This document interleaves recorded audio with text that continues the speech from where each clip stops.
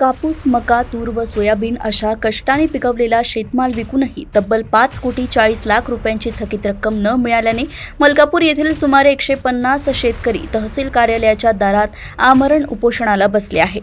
या प्रकरणी पोलीस ठाण्यात गुन्हा क्रमांक 429/2024 दाखल होऊन 2 वर्षांचा कालावधी उलटला तरी पोलीस प्रशासनाकडून संबंधित आरोपींवर कोणतीही ठोस कारवाई झाली नसल्याचा आरोप शेतकऱ्यांनी केलाय। कष्टाचे पैसे न मिळाल्याने शेतीचा खर्च, कर्जाचे हप्ते आणि कुटुंब चालवणे कठीण झाल्याने हे सर्व शेतकरी तीव्र आर्थिक संकटात सापडले आहेत। या प्रकरणी आरोपी मालमत्तेची विल्हेवाट लावत असल्याचा दावा करत पोलिसांनी तत्काळ आरोपींची मालमत्ता जप्त करून शेतकऱ्यांची फसवणूक झालेली रक्कम वसूल करून द्यावी अशी आग्रही मागणी उपोषणकर्त्या शेतकऱ्यांनी केली आहे। मलकापूर येथून अनिल कुमार गोठे यांची रिपोर्ट। राहणार जांभूळ ताबा, आमची तपासणी दिलेली आहे।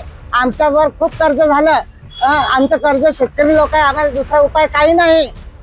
डॉक्टर प्रफुल्ल डॉक्टर यांचा शोध लावा। हा घर सोडून दार सोडून फरार झाला, याचा शोध तुम्ही लवकरात लवकर लावा, नाहीतर त्यांची पत्नी मुले बाळे इथे घेऊन यावे।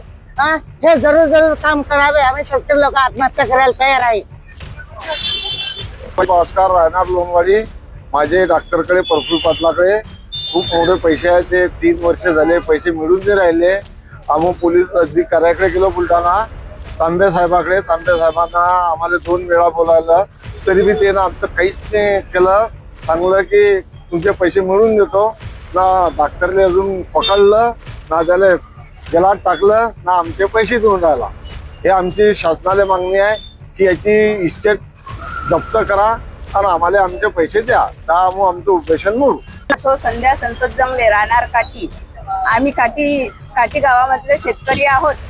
डॉक्टर प्रफुल्ल पाटील यांनी आमचा कापूस खरेदी करून पैसे न देता फरार झालेला आहे। त्याकरिता आम्ही इथे उपोषणाला बसलेला आहे आणि जोपर्यंत आमची काही म्हणजे आमच्याबद्दल कोणी काही कारवाई करत नाही तोपर्यंत आम्ही इथून उपोषणापासून उठणार नाहीये।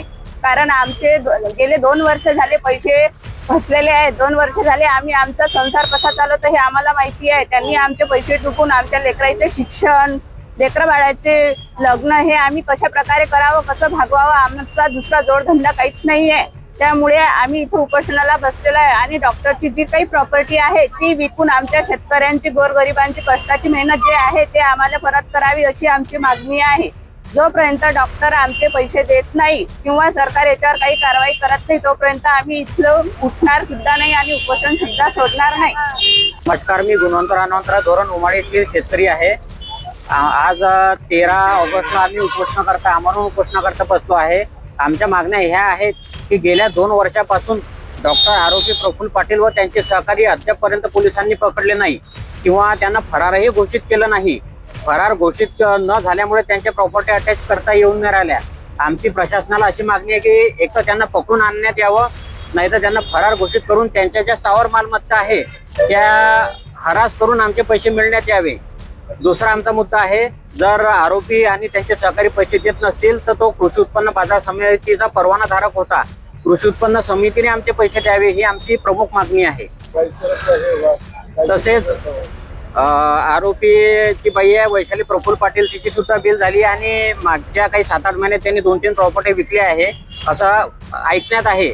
त्या प्रॉपर्ट्या सुद्धा शासनाने शासन दरबारी जमा करण्यात याव्या व राहिलेल्या प्रॉपर्टी विकू नये याच्यावर सुद्धा त्यांनी बंधने आणावे ही आमची प्रमुख मागणी आहे। कारण सर्व शेतकरी आम्ही आता कर्जबाजारी झालेलो आहोत। आमच्या मुलांचा शिक्षणाचा प्रश्न आहे, आरोग्याचा प्रश्न आहे। बऱ्याच लोकांनी थाप देऊन आमच्यातले 2-1 व्यक्ती मृत सुद्धा झाले आहे। प्रशासनाने याची सुद्धा काळजी घ्यावी व आम्हाला लवकरात लवकर न्याय मिळावा ही आमची मागणी आहे।